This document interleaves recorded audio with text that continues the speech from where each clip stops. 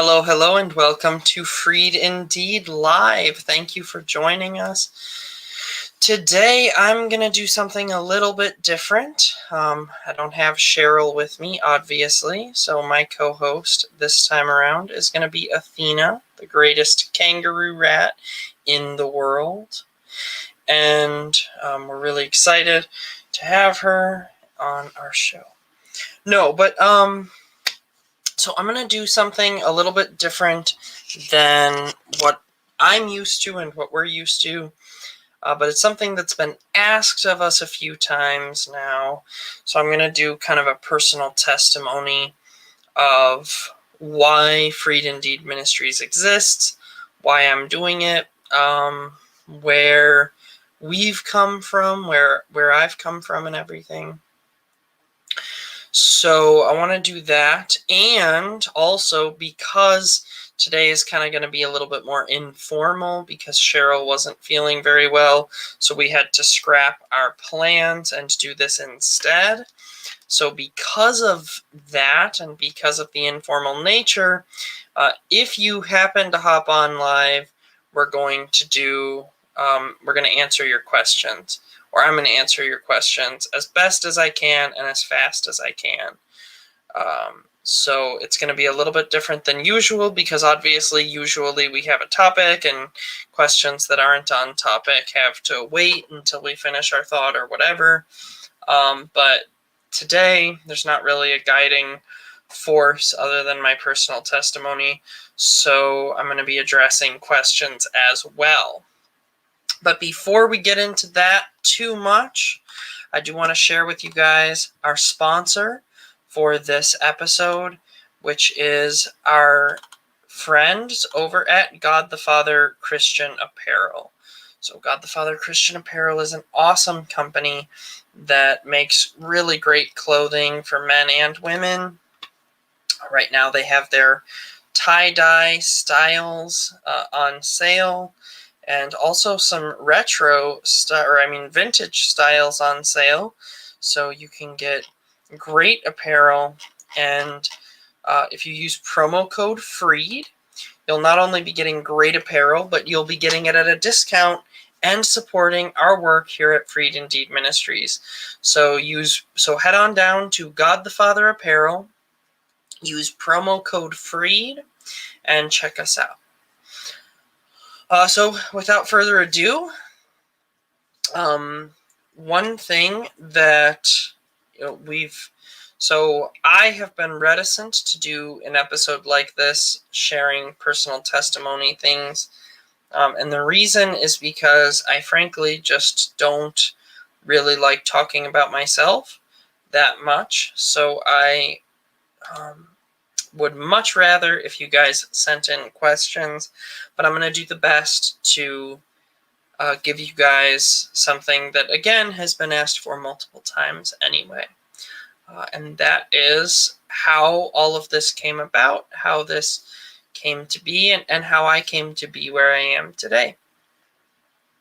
But first, we do have a question here, and that is a young lady asking if she can be an exorcist. So my answer is that to be an actual full-time exorcist, you have to be a priest, you have to be ordained, and obviously that is not something that's open to women. However, you can be a demonologist and assist exorcists, and you could do that as a nun or as a layperson. So you may want to check that out, and I'll send over some resources your way. Now, okay, so without further ado, the show we've all been waiting for, or lots of people have been waiting for and asking about. So I guess I would start by saying that I was raised in the Roman Catholic tradition, which was I had a good experience for the most part within the Roman Catholic tradition. However, I was never catechized very well, and the result, well, I did go to Catholic school and things, but unfortunately, as many of as Father Josiah Trenum has talked about, the Catholic school system is more, its emphasis is on college preparation and on getting people into college, and not on faith formation or bringing people into the knowledge of the Catholic faith. So the result was that I was never really deeply instilled with the Catholic tradition. I never really received training in Catholicism, if I'm honest. So that's kind of how that started. And then because of that, I won't say lost in the sense of, I mean, I probably was lost in the sense of the Christian sense of lost and needing to be saved. But I even more so was lost in the sense of not really knowing who I was or who I wanted to be or what I wanted from life. And I tried to find identity in many different things. And one of those things was the military. I became really interested in the military and in patriotism, and very involved in my community and in military things, pre-military things, training for things, military workouts and functions, and all kinds of things that I was involved in at that time. And then I became very interested in football. And I liked football a lot, but I made the mistake of deciding to try to become a football player. And unfortunately, in my effort to become a football player, I gained weight, which I have always had asthma. So when I gained weight, my asthma became a problem, and I was no longer able to join the military because, unfortunately, or I guess fortunately, the military doesn't take people with asthma. Now, I could have joined anyway by just saying that I didn't have asthma, but the problem is that if you have an asthma attack, you will receive a dishonorable discharge if they know that you knew you had asthma.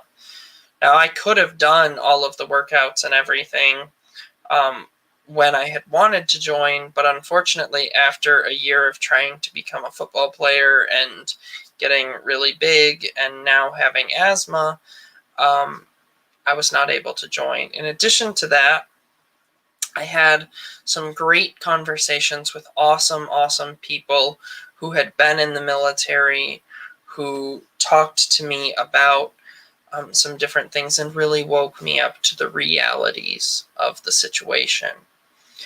But nevertheless, I had built such an identity around this that when the time came to join and I couldn't, and the military either wouldn't take me or I no longer had the same motivation, I didn't know what else to do. So in stepped some Seventh-day Adventists who came into my life and gave me a community and a feeling of belonging. Actually gave me a job working at a gym as a personal trainer, and eventually an assistant pastor in their church. And I was hooked by Seventh-day Adventism because they had an ability to tie together lots of different Bible verses and make an argument from tying together several Bible verses, and also making me feel as though I was part of their community, all of which greatly appealed to someone who had no real community to be a part of. I guess I forgot a part too, that when I was about 12 years old, so I mentioned that I was never properly catechized, and when I was about 12 years old, I became very fascinated with the idea of Judaism. And because of that,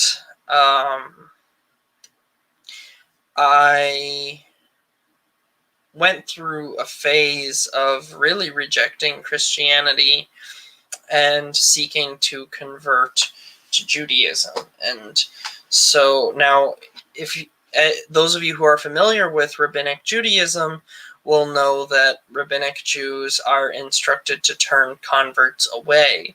So it's very difficult to convert to Judaism. But I was in the process of converting. And by the time I was about 17 or 18, I was almost converted to Judaism. But the Seventh-day Adventists found me. They gave me this community, this sense of belonging, and they had this Sabbatarian stuff and diet stuff that felt very familiar to me as someone who was seeking to convert to Judaism as well. So I think there was a lot of sort of a perfect storm of things going on there that led me to Seventh-day Adventism, and I was really into it. I started reading tons of Adventist literature. I started reading, they have a modern prophet named Ellen G. White. I started reading all of her books and reading all of the Adventist apologists, so to speak, like Doug Batchelor, to learn how to refute arguments against Adventism. And before too long, I became basically an assistant pastor, or what Adventists call a Bible worker. So at this point, I was doing door-to-door work, I was doing evangelism, I was doing seminars, and that was my life. I would actually do Bible study. I had Bible studies going where I would meet people in the community and run them through these Bible studies to try to convince them of various Adventist points of doctrine. And I'm deeply ashamed of the fact that I was able to convince some people of Adventist claims and bring them into the cult of Adventism. So I was deeply, I was effective at what I was doing. And I was sent to a small town, a rural town in southeastern Oregon, with the purpose of basically becoming their pastor. And so I was preaching and going door to door for them and doing things, which, by the way, I should note that Adventist pastors don't actually pastor. Not really. What they do is they do Bible studies for people where they seek to convince you of Adventist claims. They don't actually do any pastoring. So my role was just that. My role was to go out into the community and try to win people to Adventism. And you have to understand that Adventism is sort of a parasite. It cannot you can't win people to Adventism unless they have already embraced some Christian truth claims, like the idea that the Bible is true, for example. So during that time, in an effort to learn more and be able to preach better and teach better, I was reading lots of different things. I was reading mostly Adventist books, but I began to realize that the arguments found in these Adventist books were not overly compelling if you thought about them, and that became troubling to me. So I started reading other theologians like John Wesley, Charles Spurgeon, Martin Luther, and I really started engaging more with the thought of non-Adventist Protestants for the simple reason that I was recognizing that there were, I was recognizing that there were definite flaws in various things, and I wanted to be able to discern better. So I was doing this research, and also I was realizing that there was some difficulties with the Adventist overall claim. So one of the Adventist claims is that at some point the church went into apostasy, and Adventism is the true church, the end-time true church. But this claim was problematic because Jesus says the gates of hell will not prevail against his church. So I was realizing that what I needed to do was find people throughout history who believed as I did. But this became problematic because, on the one hand, Adventists are very much anti-Catholic. So I could look at someone like Martin Luther and see that he, called the Pope the Antichrist and these things. But he also taught baptismal regeneration. He also taught predestination and lots of other things that Adventists strongly reject, that would be considered heresy in Adventism. Someone like John Calvin, I read the Institutes multiple times and really loved the Institutes, but the problem was that John Calvin, he was brilliant and all of this, but he was decidedly not Adventist. I read John Bunyan, and John Bunyan's The Pilgrim's Progress is a work that Ellen White actually recommends to Adventists, which I thought was interesting because when I read The Pilgrim's Progress, it painted a vastly different picture of salvation than Adventism did. And I began to notice that the picture of salvation that I saw in these Protestant writers, as well as the picture of salvation that I saw in the Bible, was very different from the picture of salvation that I see in Adventism. So, for example, Adventists believe in something called the Great Controversy between Christ and Satan. In this model, Jesus needs to sort of vindicate God and his character through these actions that he has to take and these various things. But as this is happening, he can fail and he can be defeated by Satan.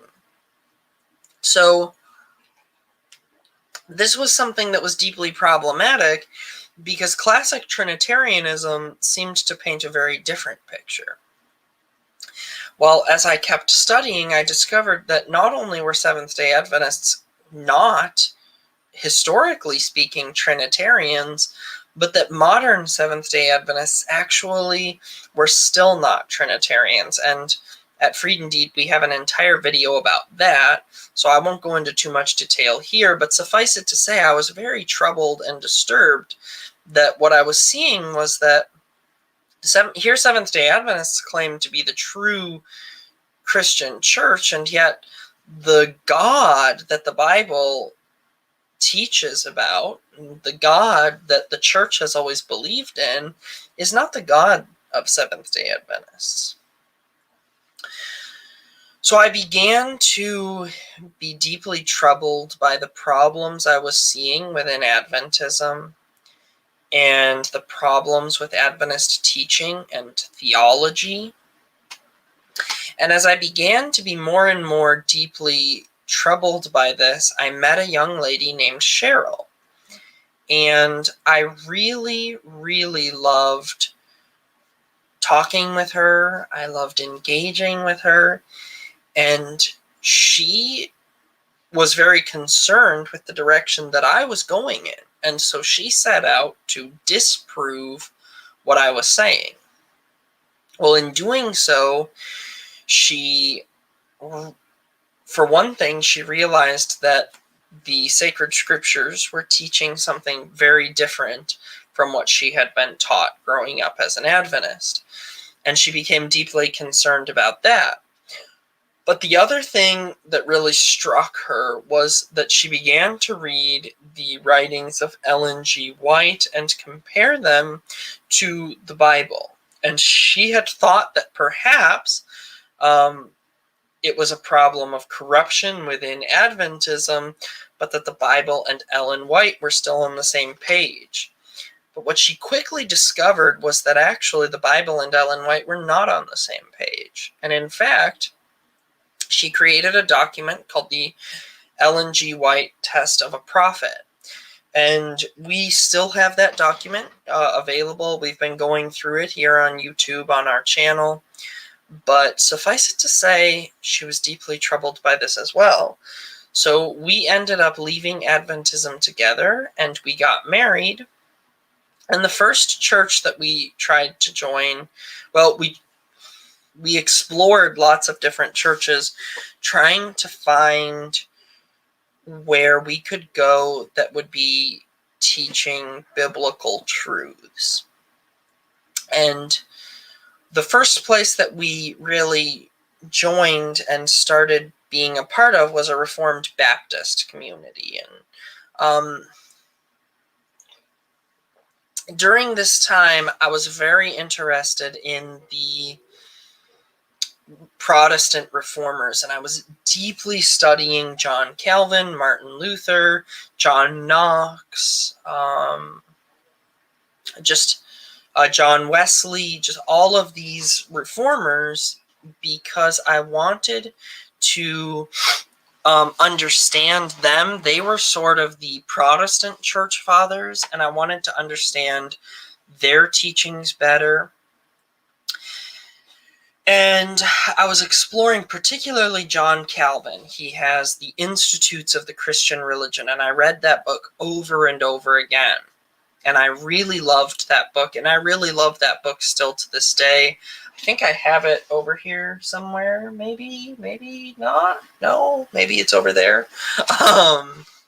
Doesn't matter. The point is that I had, actually I see it, it's over there. It's over by where I usually sit when we do this show. Right now I'm at my desk, and it's all the way over there. But the point is, I was studying this. I was also studying the lectures of Dr. Ryan Reeves. I was listening to and reading lots of material on church history, trying to learn more about all of church history.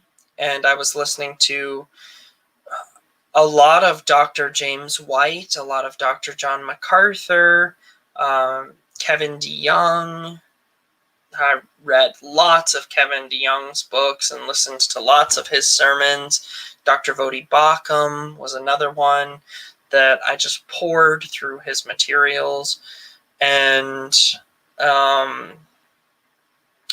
so I was doing this and was really into these things. And in about I think it was 2016, I started Freed Indeed Ministries as a ministry seeking to reach Seventh-day Adventists with the gospel. And so that was my goal. It was started more as a Protestant ministry, and I was doing this, and we actually helped to plant a church in another country as well. So we were doing church planting. We helped to plant a church in Nigeria, and that went pretty well for a time. Unfortunately, the pastor of that church ended up falling into some erroneous things, and we had to step back. And it worked out for the best, though, because more on that in a moment. But anyway, so we were doing Freed Indeed Ministries, and I kept having this thought that, okay, one thing that I kept coming back to was this idea that it was very problematic that when I studied church history, what I would inevitably discover is that there was always a point in the church's history where my denomination or the things that I believed first appeared. So, for example, the idea of justification by faith alone. Well, the scripture says in James chapter 2, verse 24, that a man is not justified by faith alone. So we read, here you see that a person is justified by works and not by faith alone. And also the idea of like sola scriptura. Well, again, the scripture actually teaches against such an idea when it says things like this one, 2 Thessalonians 2:15. Therefore, brothers, stand firm and hold to the traditions you were taught, either by word of mouth or by letter. So now, as a Protestant, what I was always doing was saying, okay, well, the book of James, that's not talking about justification in the sense of salvation. But the problem is that James himself actually says that he is talking about salvation, as he's the context of that makes clear that what he's talking about is salvation. 2 Thessalonians 2:15, what they'll usually do is try to say, well, that's not tradition, it's teaching. The problem is that's not what it says. It says tradition. In addition to that, a lot of times what you'll hear is, well, we're supposed to hold fast. It's by word or by letter. So once, the apostles died, they couldn't be teaching by word anymore. So all we have is their letters. But that doesn't fly, because he's saying that you have to hold fast to what they taught both by word and by letter. So clearly there's something going on here that's not only what they taught in their letters, but also what they taught by word. So all of that is to say that, the scriptures are saying this, my Protestant tradition is saying something else, but more importantly, my Protestant tradition, in the context of what was challenging me so much, is that my Protestant tradition has a starting point. So Martin Luther comes along and starts teaching an idea like justification by faith alone, and it's not something that the church had been teaching prior. Even the canon of Scripture, Martin Luther comes along and declares certain books to be apocryphal and other books to be canon. Well, the problem is that these books had already been embraced as canon, and Martin Luther didn't have the authority to declare them to be apocryphal. So the point is that I was realizing that there was a lot of stuff that I believed that I just couldn't justify. And I began reading a lot of books on Lutheranism and on different things. And I visited a Lutheran church in my area, but It was a liberal Lutheran church, and they sang "Our God is an Awesome God," and it was all boomers, like leftist boomer type people. Basically, it was a whole Church of Susan from Parish Council. So that was fun, and I never went back there. And then Cheryl and I ended up joining a Presbyterian church for a while, and I really, really loved it there because the people were just really good people. They really were very kind, very helpful to Cheryl and I, very generous. When Cheryl was hospitalized at one point because of her kidney, the people at that church actually made food for us, and I was able to eat food from them, and it was just a very wonderful place to be a part of, a very wonderful community to be a part of. But I was still struggling with a lot of the teachings, like justification by faith alone, sola scriptura, and I should back up a little bit and say that for a long time, I was deeply convinced of these things. When we left Adventism, I was fully and completely convinced of Calvinistic Reformed theology. And I've actually had to take down a lot of the YouTube videos that we made early on because I was teaching Calvinism. So anyway, all of these things were happening, and Freed Indeed Ministries was growing, but slowly, very slowly. And I wanted to do more, but I also needed to understand some things, and I was really wrestling with and you have to understand the reason why this was such a big deal is because when I would talk to Seventh-day Adventists, one of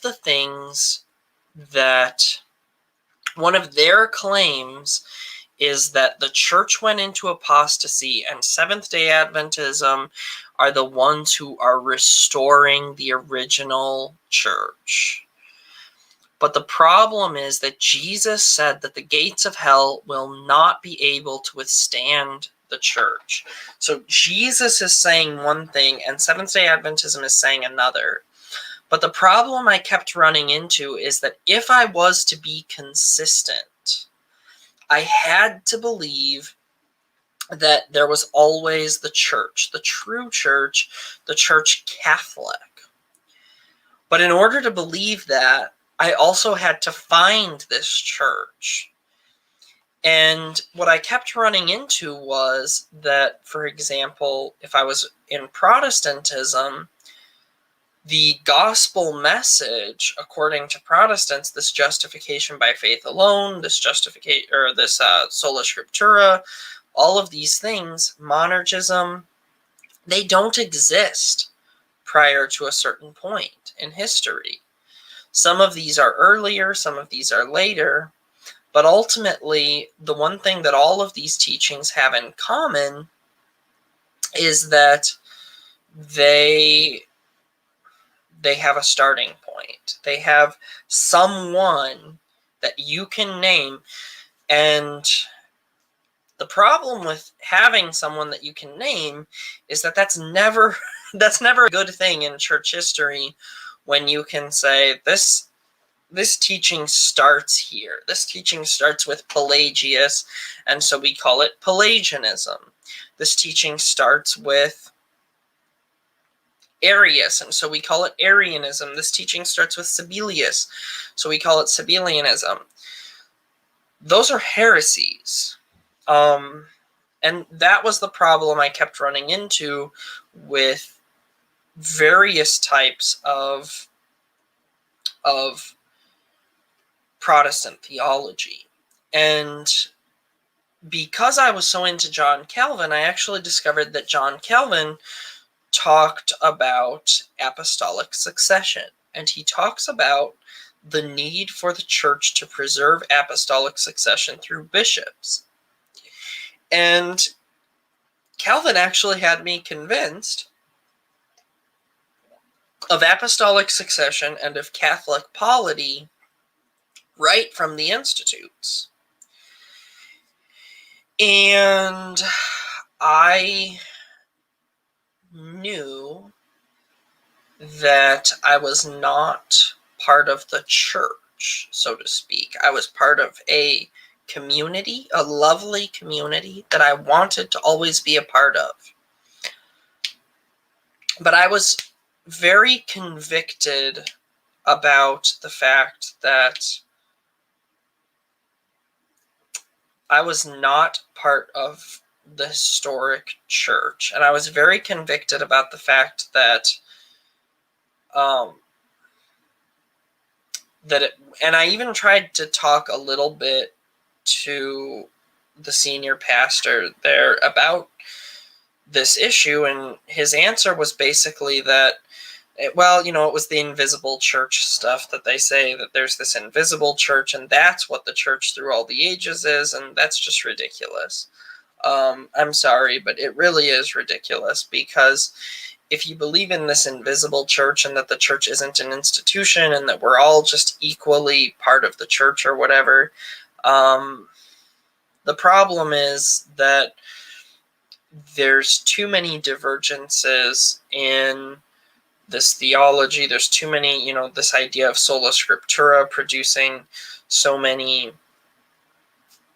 problems, because what sola scriptura inevitably turns into is sola my interpretation.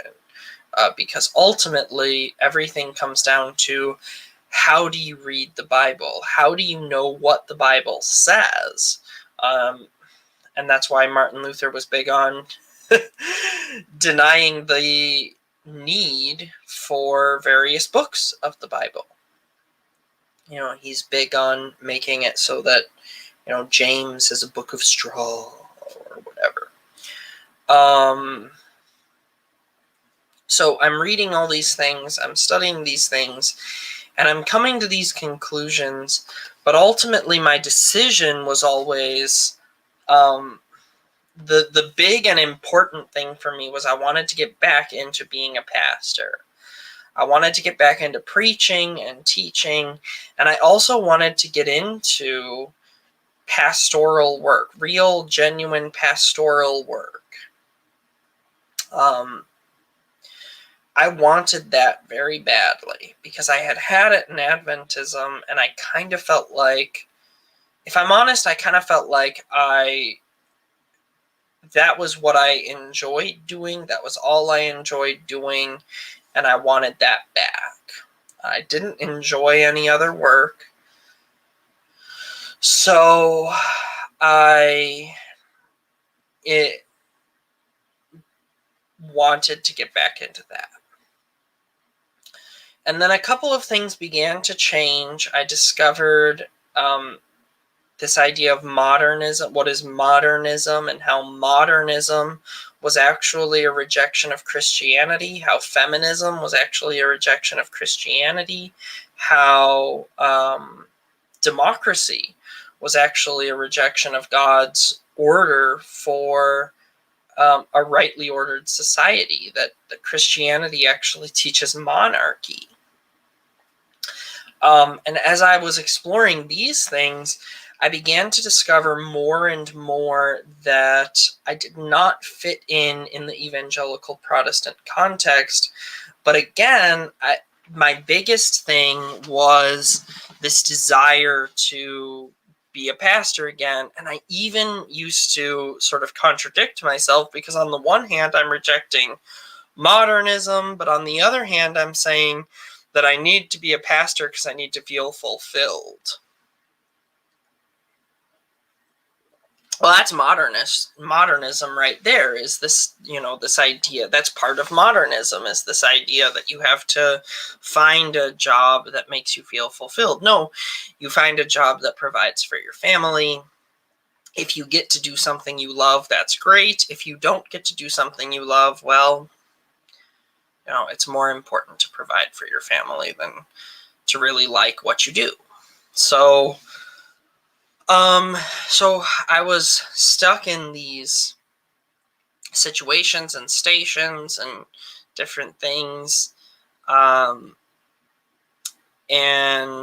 then what happened was I was feeling more and more convicted about these things, but I also felt this strong desire to get back into being a pastor. And I was running Freed Indeed Ministries this whole time, doing YouTube videos, doing articles occasionally. There was a period of time where I kind of dropped off the map with it, though, and I don't really remember where exactly that falls in on this. But I was also trying to discover, okay, what is the core? What is the sort of mere Christianity, as C.S. Lewis would put it? What is it that defines, if there's an invisible church, what is it that defines the invisible church? Because it can't be the five solas. It can't be some Protestant gospel thing that Protestants have, because the problem is that didn't exist until Protestantism. So I keep running into these walls of, well, what could it be? And I actually really loved C.S. Lewis's Mere Christianity. I felt like that gave some great answers to a lot of the issues I was facing in my life, but I still wanted to remain in this Presbyterian context, and I really shouldn't have, but I wanted to, because I really wanted to be a part of that community. And then what really shook me, what really changed things for me, was Cheryl and I lost a baby. Cheryl got pregnant and the baby died. And I have a poem about that called "Oh Angel, My Angel," which you can find on our Patreon. But so there was sort of a practical problem that came up, and there was a lot of theological issues. The practical problem was that I realized that I didn't feel comfortable talking to any of the people who were in leadership at the Presbyterian congregation we belonged to. And again, I want to stress and emphasize that these were people I deeply loved and respected.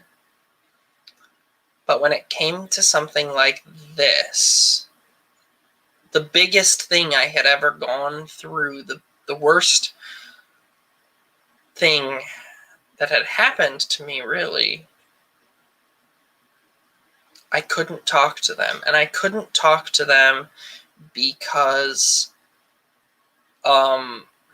the few people that I did bring myself to talk to, and the lectures that I would listen to, and the books that I would read about grief and grieving and all of this, so many of the answers that I would get were actually true, but weren't necessarily helpful. So what I mean is, I would hear things like, well, God has a plan. And that's true, God does have a plan. Or God is sovereign. And that's true, God is sovereign. And I can draw some comfort from that. But at the end of the day, I wanted something more than just, well, God has a plan and your kid dying. I wanted to know that there was meaning. I wanted to know that there was something more. I wanted to know that it wasn't just God has a plan, that it wasn't just this impassible God has a plan, but that God cared. And I also wanted to be able in some way to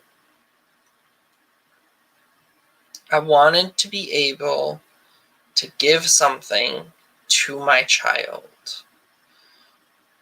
I wanted to be able to pray for them. I wanted to be able to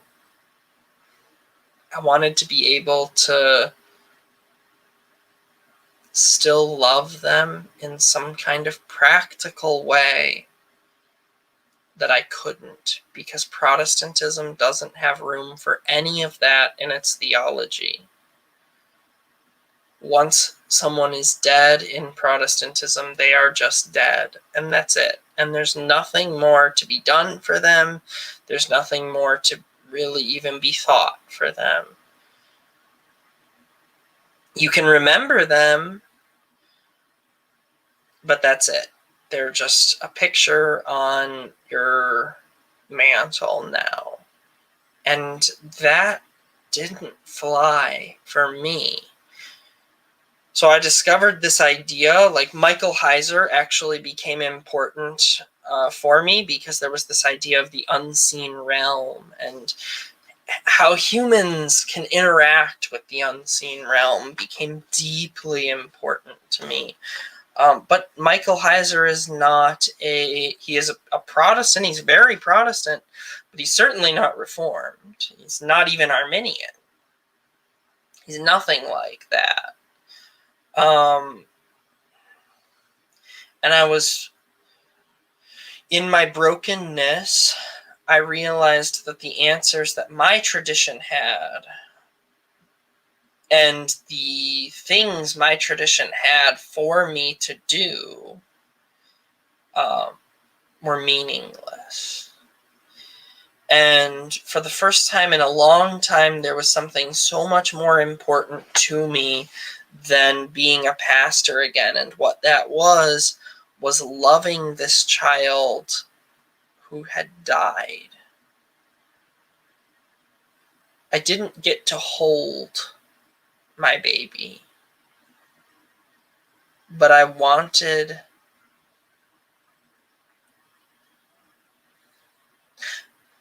some connection. I wanted something.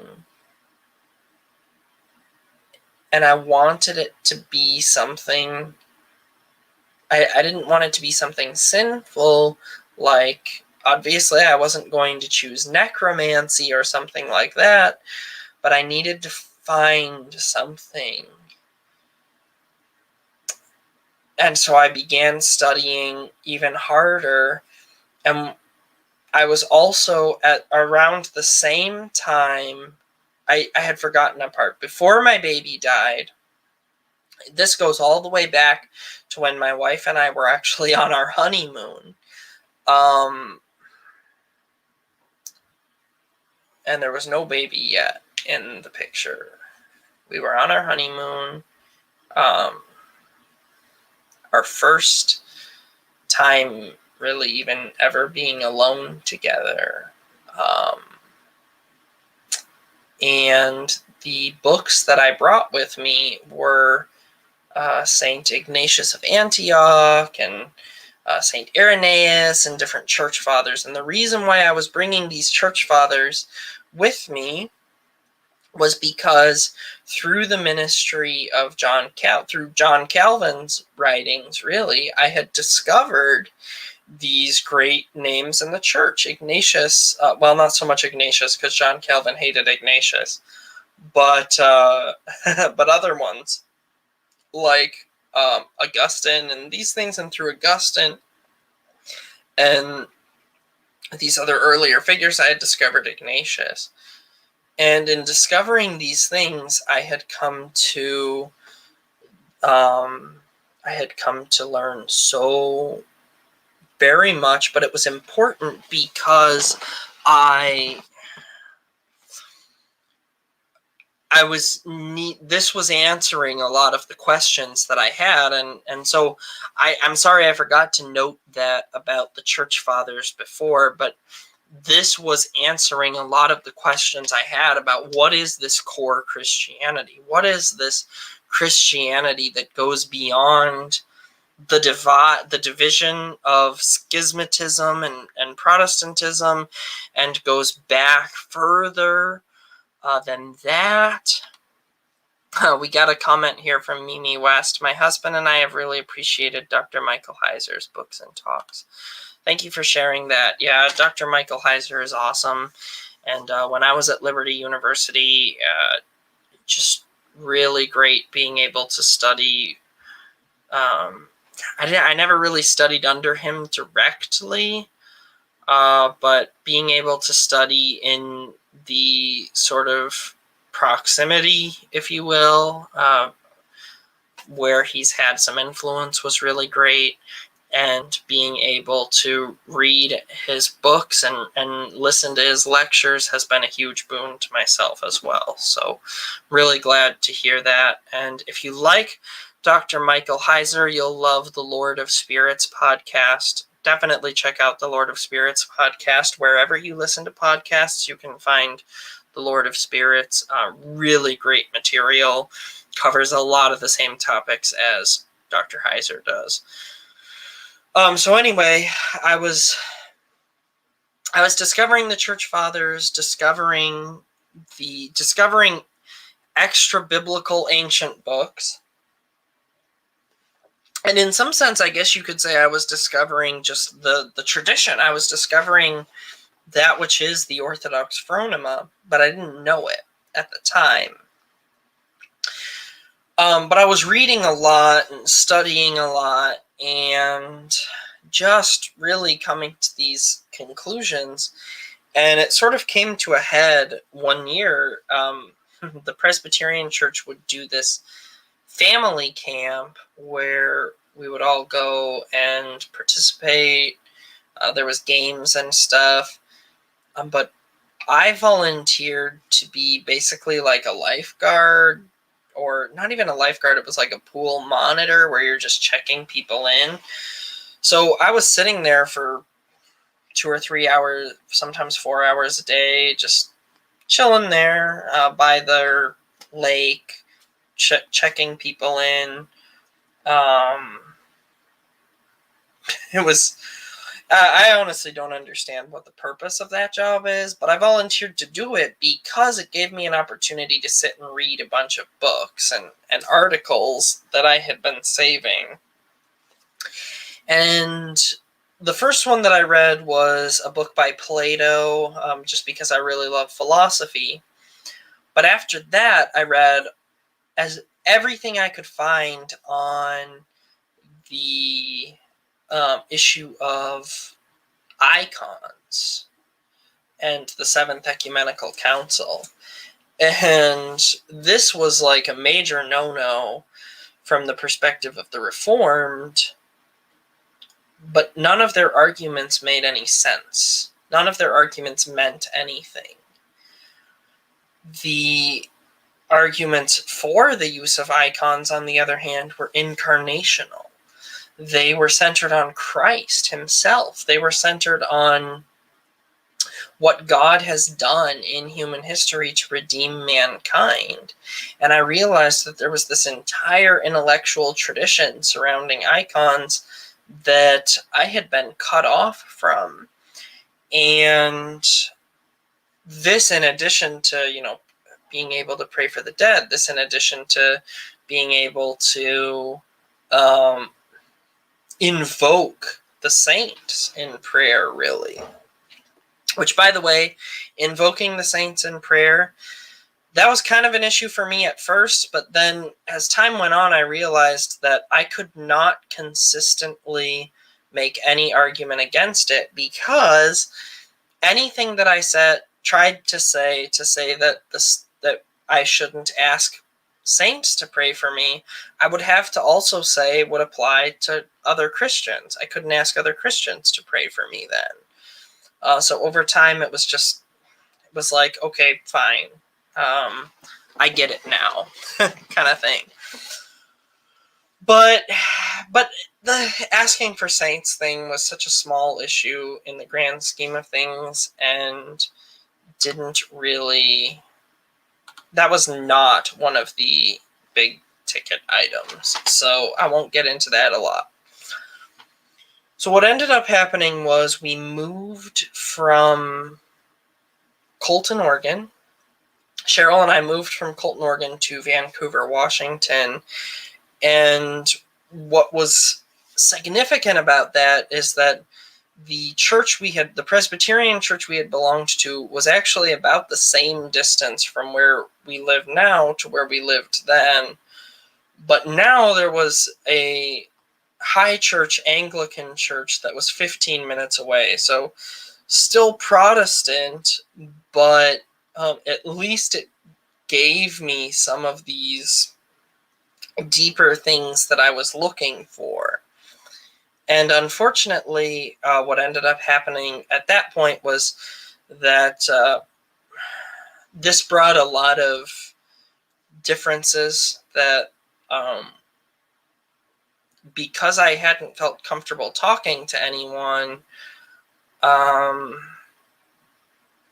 and now I was going and visiting this Anglican church, and I didn't have I was not prepared for the backlash I would receive. I was not prepared, and I sinned against people. I really did, and I've had to apologize to people and try to make things right. But I was also sinned against by people, and there was just weird stuff that happened. I won't get into the weird stuff that happened with the Presbyterian church and how they basically didn't want to let me leave, and it was just really bizarre. At one point, they called me a heretic, but they still wouldn't let me. They still didn't want me to cease to be a member there. And also, I forgot to even mention that one of the big issues for me is that the Presbyterian church actually has a very similar view as Adventists do to the law, where they're very legalistic, very legal-oriented. They're even Sabbatarian, but they believe somehow that the day changed to Sunday, and it's just all bizarre stuff. And so, if I'm honest, I was never happy with Presbyterian doctrine. I just really liked the people there, and I don't know. I think it's basically the same for Cheryl, if I'm honest. I don't know exactly, but it seems to me like in talking to her, what they believe there is not what she believes, or has ever believed. But their practice is very good, and she appreciates that a lot. And I guess I would say the same, although as someone who has been sort of blacklisted by them, I can say that practice turns on you real fast. But there are so many lovely people at the Presbyterian thing, and so many just really wonderful people in the Anglican church as well. But to speed things up, because we're almost at an hour here, I'll just finish off by basically saying that I wanted to join the Anglican Church, and I started the process of joining and of having my confirmation in Anglicanism. But when COVID happened, the Anglo-Catholic movement as a whole displayed a lot of cowardice in the face of the U.S. government. and essentially did whatever the government told them to do, up to and including not having church or anything. The bishop wouldn't travel to our church to do my confirmation, so it kept getting delayed. And finally, I asked my priest for permission to visit the Orthodox Church and explore Orthodoxy.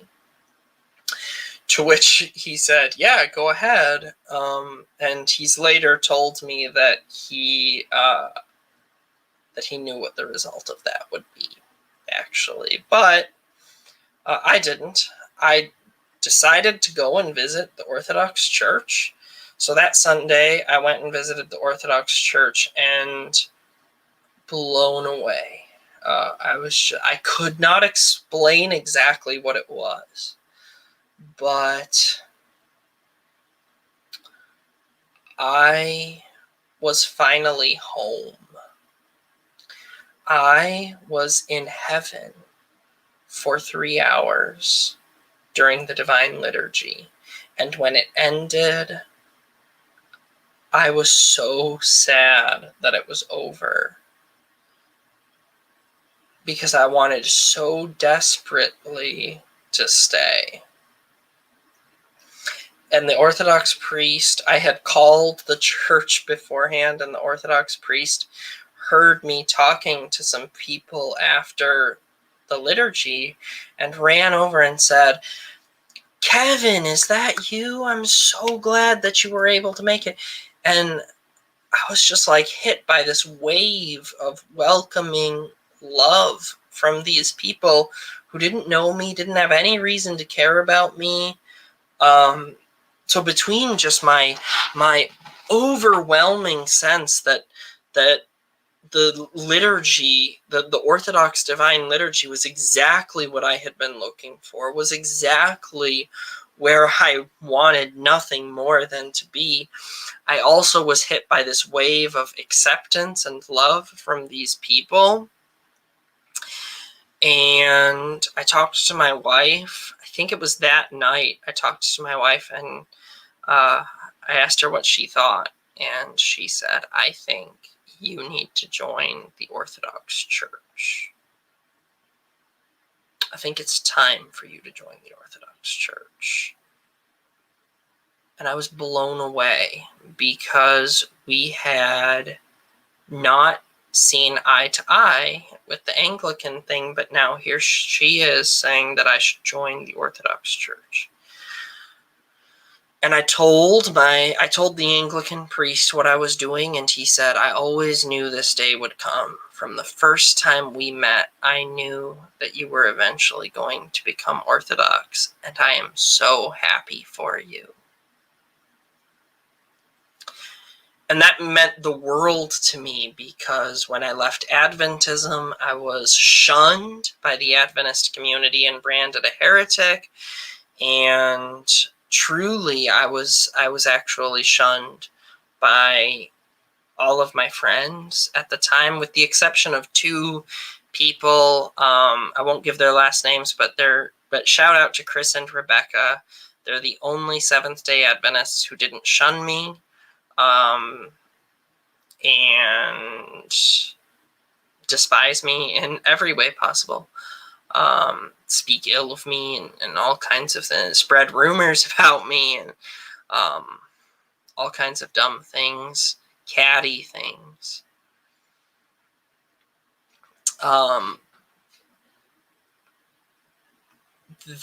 Then when I left the Reformed Baptist thing and became Presbyterian, I was told that I was a neo-legalist or something like that, and just all sorts of horrible things were said about me by the pastor. I don't think behind my back. Fortunately, he was more mature than the Adventists. He said it to my face, but it still hurt. And then when I joined the Anglican thing from the Presbyterian thing, I was again called all kinds of things, and had all kinds of things happen. But the Anglican priest, I will say that he was so kind to me when I was leaving. When I was going to Orthodoxy, he said, I always knew this day would come from the first time I met you. And I'm so glad that we had the time that we had together. And I'm so glad that you've found Orthodoxy.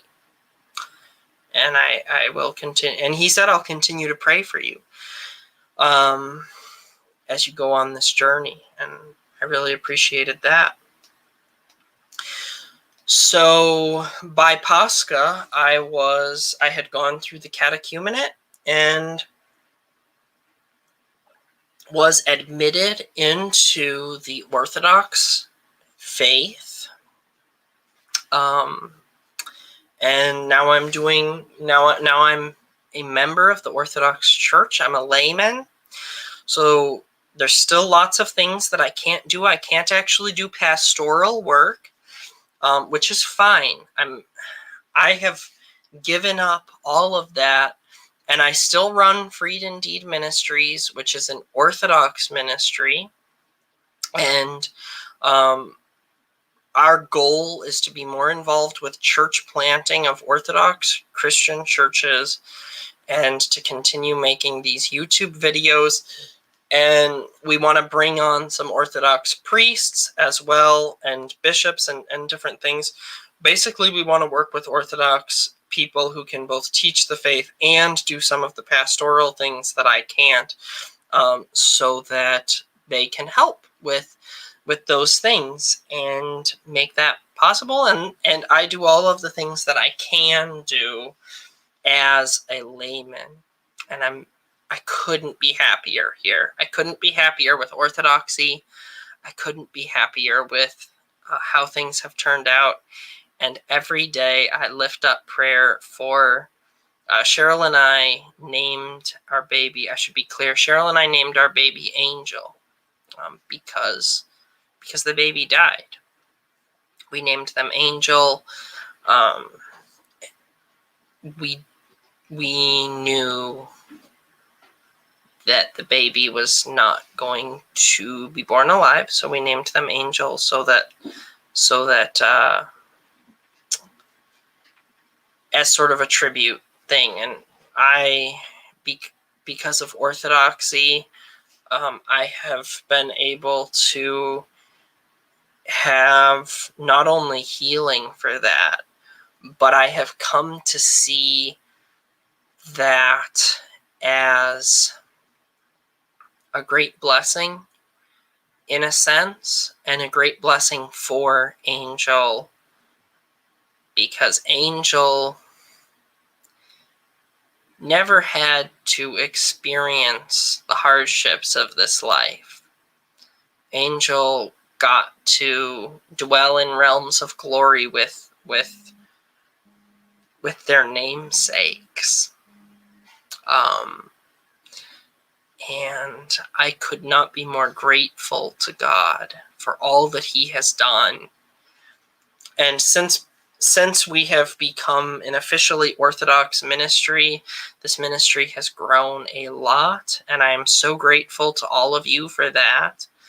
But a lot of people have asked for this testimony. And I know that this was a little bit more of a story thing, and that I didn't really get into a lot of the issues, so to speak, with Protestantism, or why Anglicanism wasn't sufficient in the end, or any of those things. I realized that I didn't get into most of that, and I'm sure that a lot of people would like it if we could do videos on those things. But in the meantime, what I want to say is that I'm just very grateful to God, and very grateful to you for listening. And I just can't wait to see how all of this plays out from here on out. I love being on this journey of Orthodoxy. So thank you so much for listening. Please share this with your friends so that they too can be freed indeed.